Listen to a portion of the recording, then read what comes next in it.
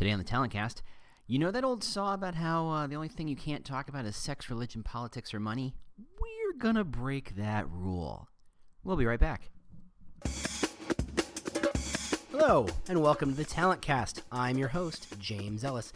We're here to talk about employer branding and talent acquisition, talent recruitment marketing at some fairly deep levels. We're not here to pitch books. We're not here to pitch software. This is a 100% pitch-free zone.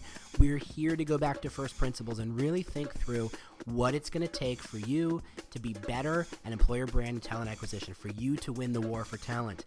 Yes, that's a bad metaphor. Yes, people shouldn't say it. Yes, it's also my Twitter handle, so I can't help you.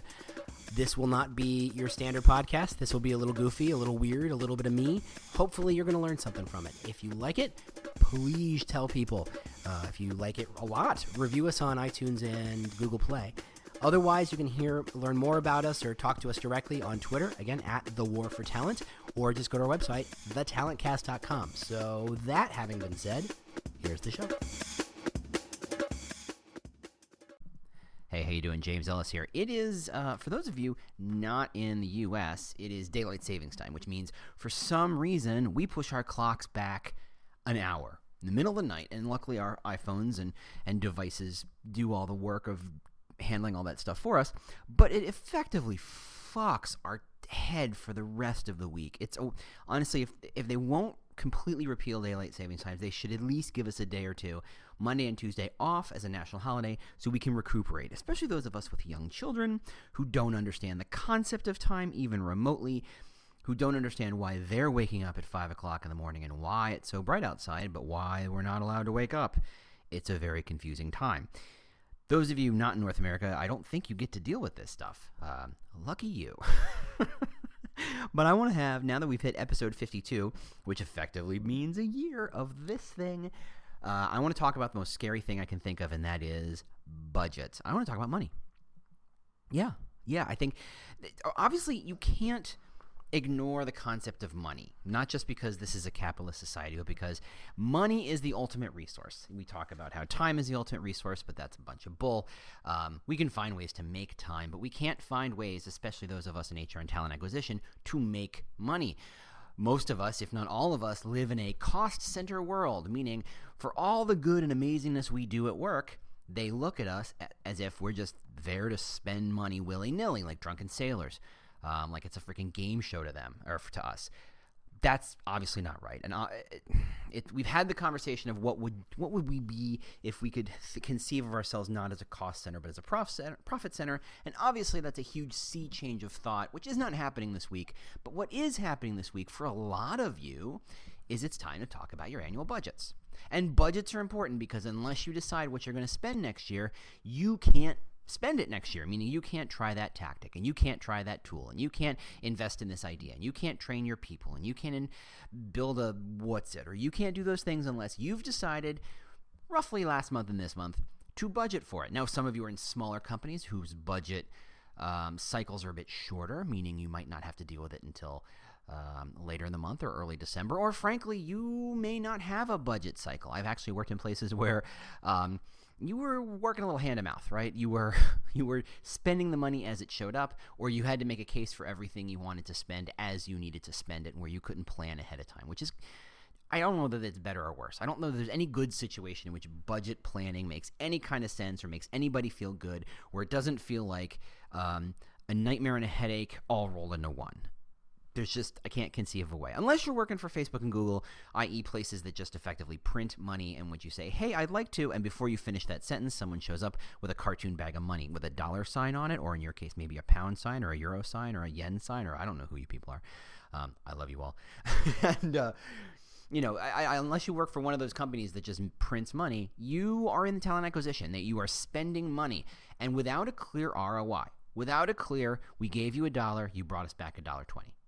There's, unlike sales teams, unlike research and development, unlike, coding, engineering, places where you can say, look, if you give us this money, we can bring forth these ideas, these concepts, these tools, these sales, these contracts that show money, right? Now, granted, none of those things happen unless talent acquisition shows up and actually brings them in the door and puts them a butt in the seat and says, you're hired, start. But no one thanks us for that. No one really worries about that. They just know that we're here to do that job, and there you go. Which kind of sucks. Which means, yeah, we're a cost center. That's all we are to them. We're just a cost center. We're just there to spend money on ATS, which is coded horribly generally. Looks like it was coded in the 1980s and updated once every decade since then, and poorly. But is somehow still unbelievably expensive. Why? Because it mostly, in a lot of companies, it manages good swaths and chunks of the HR administrative process. Everything from offer letters to promotion systems to org charts to benefits to you name it. Some of those ATSs can do all that and so much more poorly. What's the joke?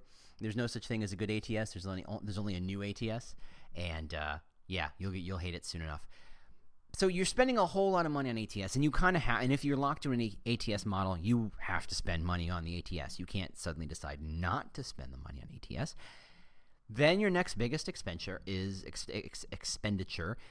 staffing. You've got recruiters. You've got sourcers, you've got coordinators, you've got managers, you've got management structures. Depending on the size of your company, you may have 1 or 2 people. You may have 20 or 30 people. You may have hundreds of people. And if you're in a company who does this with hundreds of people, hey, how you doing? I don't know why you're listening to me, but you're a massive company. This is crazy to think that, you'd be listening to me, but here you go. But you're all going through the same process regardless of your size. You think about where you're spending your money, and you think, well, should I spend the money? Now, having done this a couple of times in a couple of different organizations, nonprofits and for-profits, so trust me, nobody's having a good time here, the process is almost always the same. What did you spend last year? Here's 3%. Maybe it's 5 if you're feeling profitable. Maybe it's 1 if you're feeling not profitable. Maybe they're telling you to stay flat. Maybe they're telling you to shave a little off. And that's what you start with. You start with, what did you do last year? Do it within the plus or minus 5%. Simple as that. Which sounds easy enough, but of course it's not, because every one of your vendors has just upped its prices by 5 and 10 and 15 and 20%. I'm not naming names, but I don't think I have to. And you all have 3 vendors in mind when I said that, and that's hilarious. But it's true. It's true. There are a handful of those vendors who've decided we can't live without them, and thus they're just going to turn on the pricing guides. The number suddenly magically went up. I'm not going to name what company I'm thinking about, but we all know what I'm thinking about. And that company assumes because every one of your recruiters needs a place at the table at this recruiting sourcing tool, thus they can charge you whatever they want to charge you. Now, the tool itself, perhaps that seat for your recruiter or a recruiting seat, I don't think I have to name names. You all know what I'm talking about.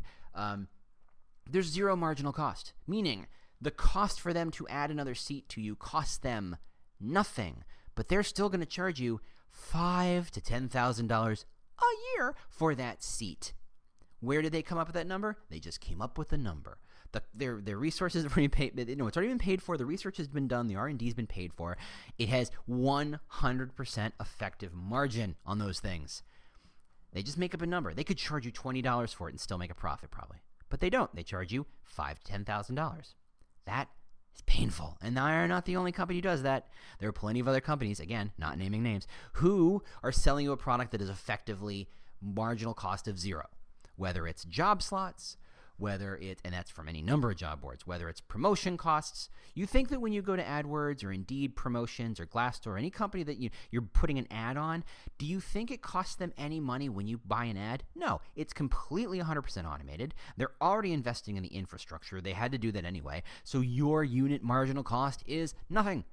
And yet they're going to charge you out the wazoo for them. And again, I do not begrudge anyone for making a buck.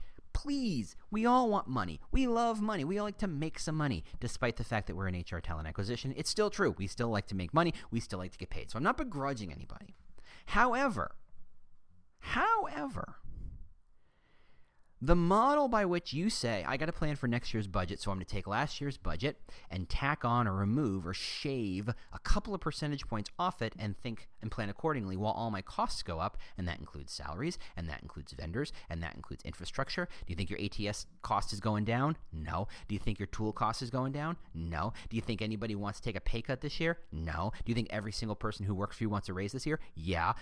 Where are you saving this money exactly? And that's the trap we all get caught in, right? We take last year's money, we shave a little off, or we tack a little on, but it's not enough to cover all the increases in prices across the board. So we are effectively asked to do more with a smidge less, which is painful. Why? Well, can you take 2% off your LinkedIn budget or your Glassdoor budget or your Indeed budget or your ATS budget? No, you can't.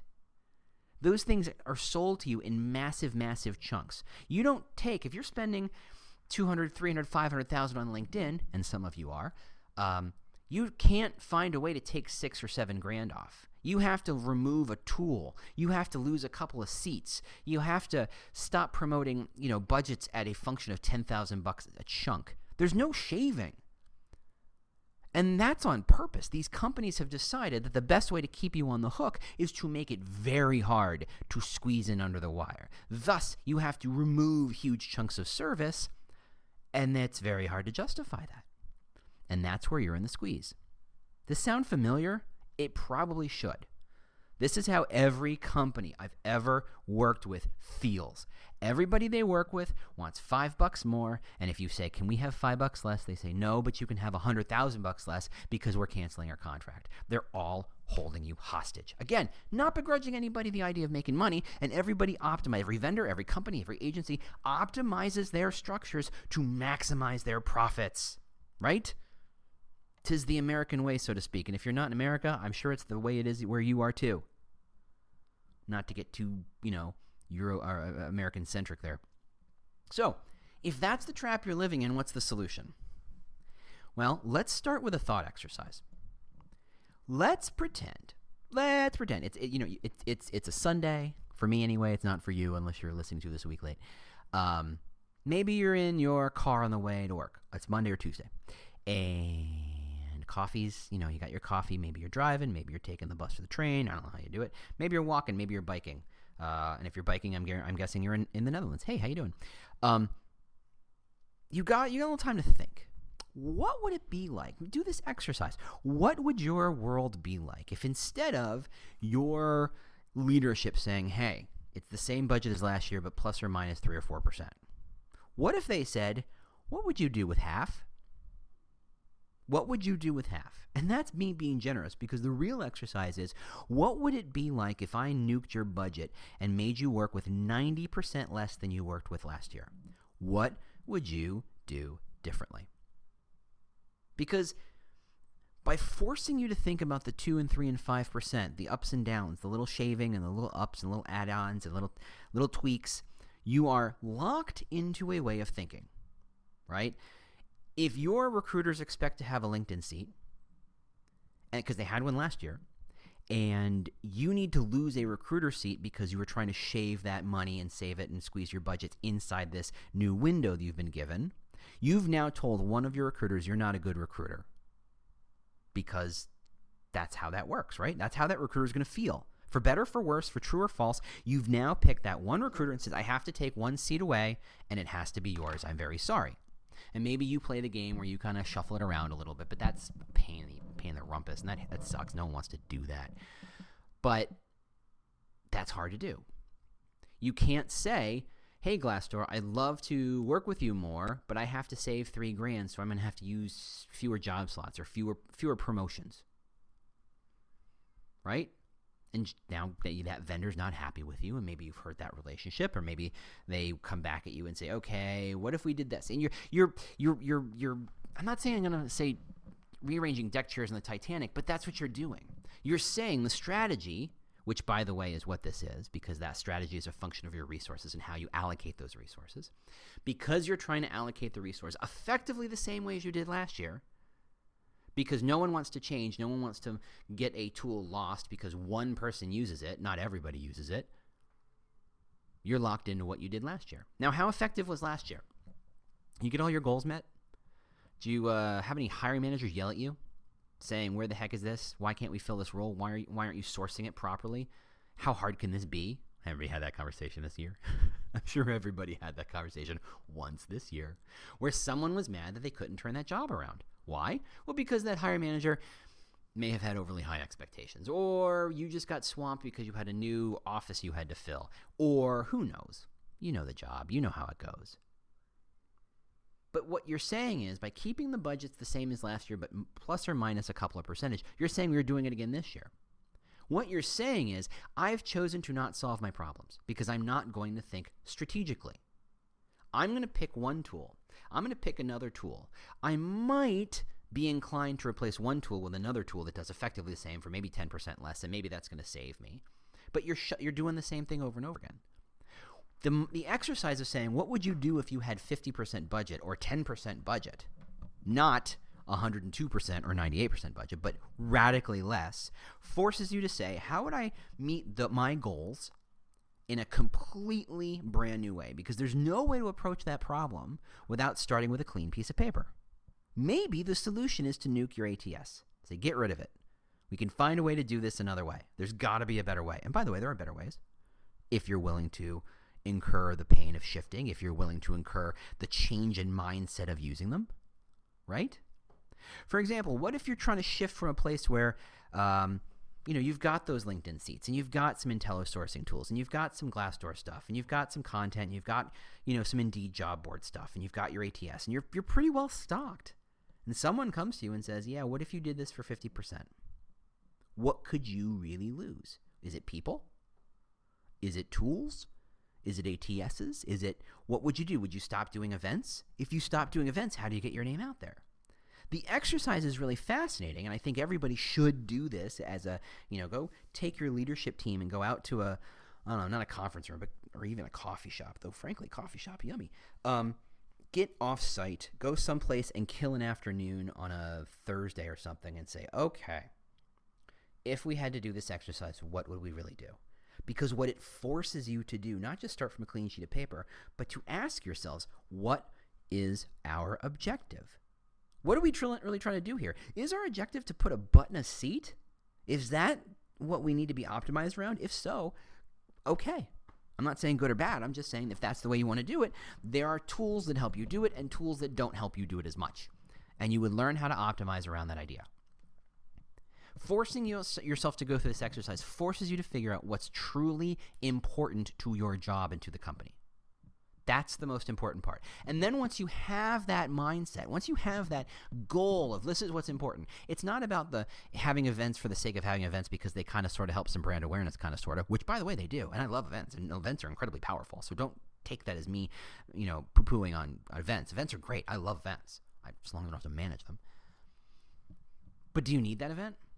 If you had $20 instead of $200,000, would you do the event differently? Would you go to the event at all? What if you had to go guerrilla style to that event? What if you paid for a ticket to show up and then found a way to get on the app and get on the hashtag and maybe leave some flyers around and maybe put some posters up, in a guerrilla marketing kind of style? What if you could do it differently? What if you could put a Snapchat filter around the entire event that talked about you? You could do that same event for the price of a ticket and a couple $100 instead of having to put together a booth for $20,000 or $25,000 or $200,000 in some cases. You could do it differently. You can really do everything differently. Your ATS is not a necessity. LinkedIn is not a necessity. Glassdoor is not a necessity. Are they powerful, useful tools? Hell yeah. But if you can't afford them, you can't afford them. And by forcing yourself to think through this process, you really get to focus on what's important and what's not. Is it important? Do you need all these people? I'm sure they're all great. I'm sure they're all wonderful. How much can you truly automate? If you change the system, if you change your ATS, if you changed your sourcing, if you invested in an AI tool or a chat bot that asked and collected the information from that first phone or conversation, could you afford to shift some people around? How much does that tool cost versus how much of the savings do you have for that person? And if you do that, you can't leave the rest of it there. That's the trick about the 3 to 5% increase or decrease. It tricks you to think you just have to make one change. But HR, talent acquisition, is a system, right? If you say half of your recruiters no longer can afford to get recruiter seats because now they have to get this or that, that's not the only change you can make. Because suddenly that recruiter has to think about, how do I spend my time? What am I going to be doing all day? Do I have tools that help me do that? If not, do I get fired? If you lose those recruiter seats and your recruiters are now forced to think about, how do I find people outside of LinkedIn? What do they do? Where are they going? Do you need to make sure they go to events? Do you need to make sure they have Google AdWords? Do you need to make sure that they're focused on social recruiting? Do they have the content for social recruiting? Do they have the network for social recruiting? Each change begets ripples of change across your entire ecosystem.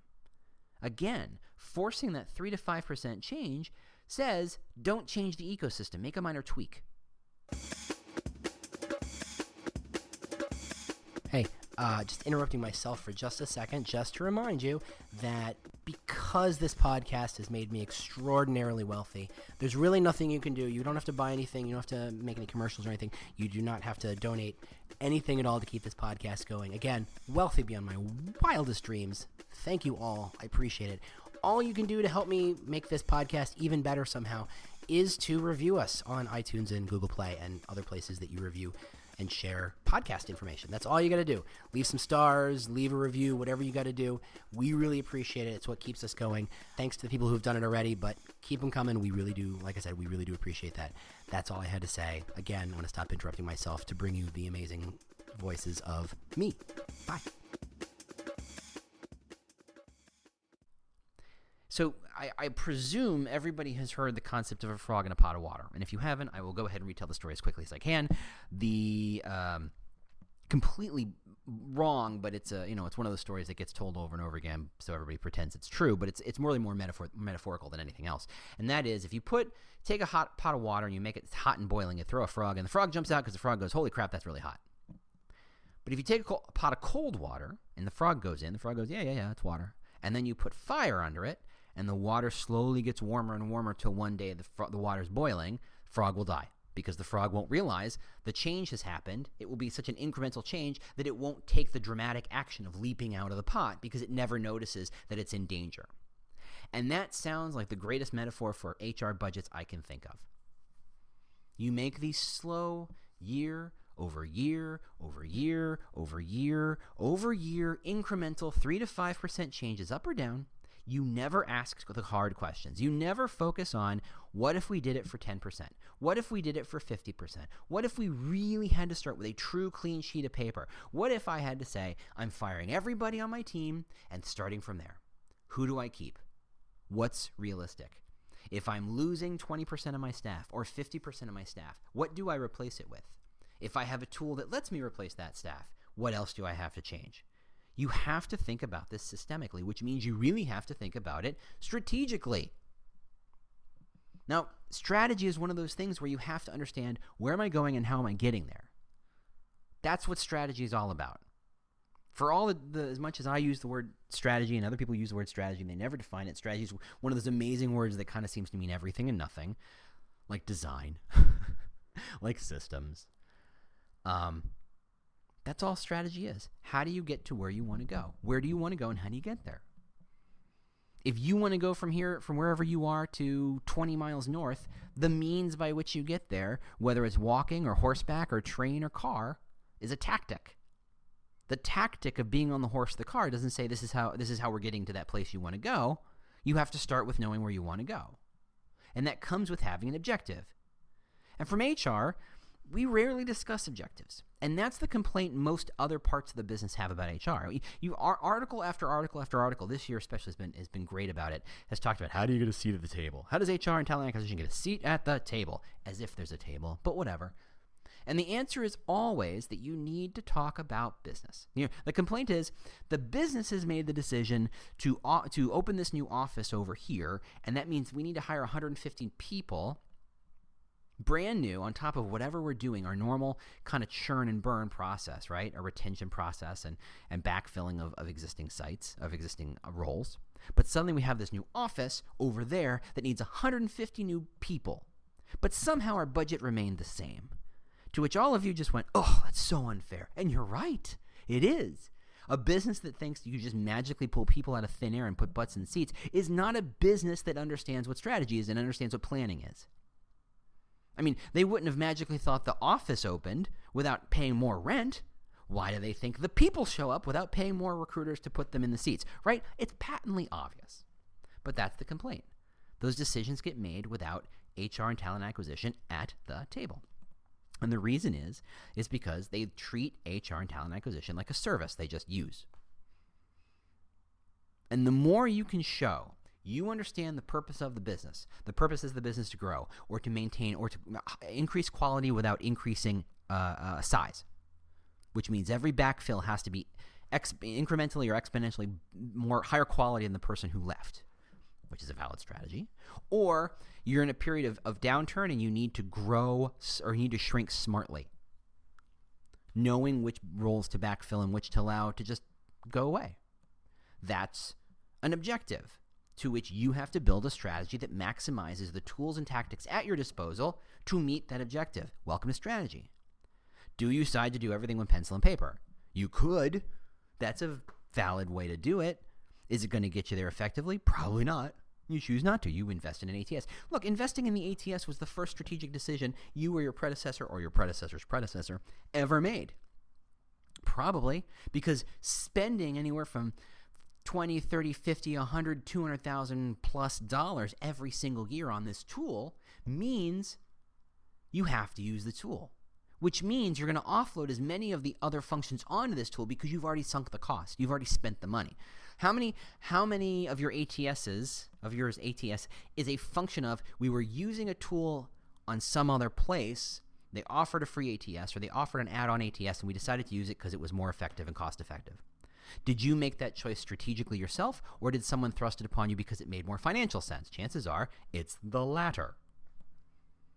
But that sets a strategy because now you have to use this ATS. You have to understand how the ATS thinks and how the ATS works and how the ATS wants information, what the ATS can bring in and what the ATS can push out.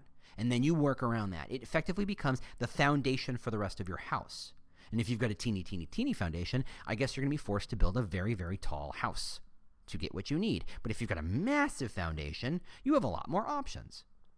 You can do a ranch or a one level or a split level or grow up if you want. It doesn't matter. You've got room on the foundation. But the ATS becomes that foundation because of the resources. Budgets determine strategy, unfortunately. The truth is the strategy should determine the budget. And by forcing yourself to go through an exercise like this, you get closer to that ideal. Meaning, you get to see what's truly necessary and what's truly nice to have. And then say, do I need it? And then you get to say things like, if I didn't have it, what would I replace it with? How would I change the rest of the system to either cover that loss, work around that loss, or maximize some other place mitigating that loss? For example, you no longer have money for job boards. I know, calm down. Oh, take a breath. It's purely a thought exercise. Calm down. No one's taking your job boards away, okay? It's okay. Take a breath. It's all right. But let's pretend in a world far away, someone took away your job boards. It's okay. Just breathe. What would you do then? How do you know that people can find your jobs? Well, suddenly you have to invest more in brand awareness or employer brand or recruitment marketing or. There's a lot of other ways to do it. There's a lot of other ways to get awareness of your jobs. There's plenty of companies in this world that probably never have to push their job to a job board because they're so famous, people find them already, right? You think Google spends a lot of money pushing jobs to a job board? Well, no, because now they got Google for Jobs, so I guess they made their own job board, but that's neither here nor there. Plenty of companies have great brand awareness. Companies that show up on those lists, those lists over and over and over again, don't have to spend the same amount of money on a job board as you and I might. Because we don't have that same kind of brand awareness, or our brand awareness is not particularly positive, or we're not big enough to justify, or whatever. You have to think about strategically. You have to see the whole board. If you take one piece away, can you cover with the other pieces? Can you shift things around to make it so if you save $100,000, making numbers up, on not spending money on job boards, where do you spend $50,000 so that you still get the same quality number of quality applicants? Is it, and if you're looking for developers, is it quizzing and challenging, code challenge type things? Maybe. Is it buying content in tech-specific magazines and maybe? Is it profiles of your tech people and how wonderful they are? Maybe. Could be a billboard. I don't know. But you have to choose. How do you make sure that if you stop doing those job boards and 10,000 applicants aren't going to show up through that job board this year, where do those applicants come from instead? That's how you have to approach this. Instead of, how do I take what I did last year and survive and squeak it through the eye of the needle for this year? That's the trick. So that's the challenge. So start with that exercise of what would you do? And I mean this. Bring your leadership into it. And of course, you're going to be smart enough to couch this as an exercise and not a, hey, look, it's all a trick. Turns out we actually are going to do this for 50% less. By the way, 3 of you are fired. That's rude. Don't do that. And know that people are going to think about that or wonder about that before you do it. So plan accordingly. But truly getting your people to think about, what would you do if? If you have multiple teams, how do they support each other so they're not quite as siloed to maximize some money? Again, forcing them to get into weird spots where they have to get creative and not just say, well, I just use this tool that I've always been using. Forcing them to get out of that box is how you rethink your entire strategy. Connect and showing them, here's what the business wants to do next year. They want to maximize quality. They want to, grow new offices. They want to grow 10%. Whatever their business objective is, bring it to them and say, how do we do this with less? How do we do this radically different? For some of this is also, a social issue, meaning, does anybody here have a friend in the business? Right? If you are running HR, you're running talent acquisition, you're a talent acquisition manager, chances are many of your friends are also talent acquisition managers and leaders in other companies. And you all share your tidbits. You all share your tricks and your tips and, hey, this is working and, hey, this isn't working. You all share. And that's great because it's super helpful to find out that you're the only one not using Glassdoor. You're the only one spending 3 times as much as everybody else on Glassdoor, whatever it is. It's good to know that. Trust me, the vendors for these companies will happily tell you that everybody spends $200,000 on this, and it's not true. And trust me, I've been on that side of the table. I know the tricks. I've used the tricks. We're going to tell you whatever it takes to get the maximum share of your wallet. And while we're good partners generally, we're not always 100% accurate. And that's the nicest way to say that. And so you share information with other people in the industry. The other side of the dual-edged sword there is that you are expected to match what they do.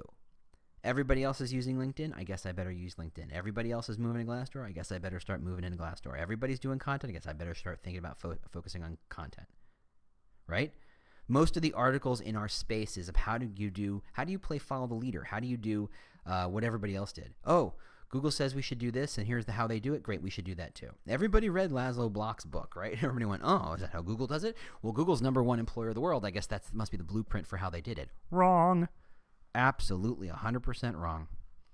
That book is all how they decided to use the resources they had at their disposal. And by the way, there's some interesting tidbits of things you can learn about how people work and how people perceive and how people want to get information. But that is not a blueprint in any way, shape, or form of how to become the next Google. It's not. So stop telling yourself that. So consequently, so all these articles are all about how do you keep up with the Joneses, right, so to speak? How do you do what everybody else is doing? What are best practices, which is a term, if I never heard again, I would be super thrilled with. I hate best practices. Best practice is a lie. It's a lie. I think we have a whole podcast about why best practices suck, so I won't bore you with this one. But you have to think differently, and you can't play the game of I'm going to do what everybody else did, because it doesn't work that way. You are you. You are unique. You are special. What you're trying to do is special. Sometimes, I talk to vendors all the time, and we ask the same question of what do other companies spend, or what's common. And the truth is, everybody starts with a company your size, blah blah blah blah. That's a lie. A company of 1,000 people that's an e-commerce company is not the same as a company of 1,000 people that's a manufacturing company, is not the same as a company of 1,000 people that's a large chain of restaurants. These are radically different things. Thus, they need radically different amounts of tools and radically different tools. Stop comparing yourself. You need to be forced to think creatively, and I think the best way to do it is to work on that exercise. So I encourage you to do that. That's a good enough podcast. That's 32 minutes. I'm so glad you all joined with me and stuck around with me. Blah, blah, blah, webinar stuff. Please join in. 2 more to go. I've got two people I know very well, or at least I respect a great deal because I've talked with them on LinkedIn and Twitter. I'll put the link in the show notes. You should definitely pay attention to these. One of them is like right before Thanksgiving. sign up. You get the recording later. You're gonna want the recording later. Trust me on this. I can guarantee you it's a win. And then I'm doing a employer brand 201 for Career Arc in a week or two. You should sign up. How do you find it? I'll put it in the show notes. But if you just Google James Ellis Career Arc 201, it'll be there. Otherwise, turns out I'm going to be at ERE in the spring. I'm stunned. I'm thrilled. I can't wait to go. If you see me there, don't punch me. Say hello or say you suck. That's fine. But let's avoid the physical violence, people. Come on.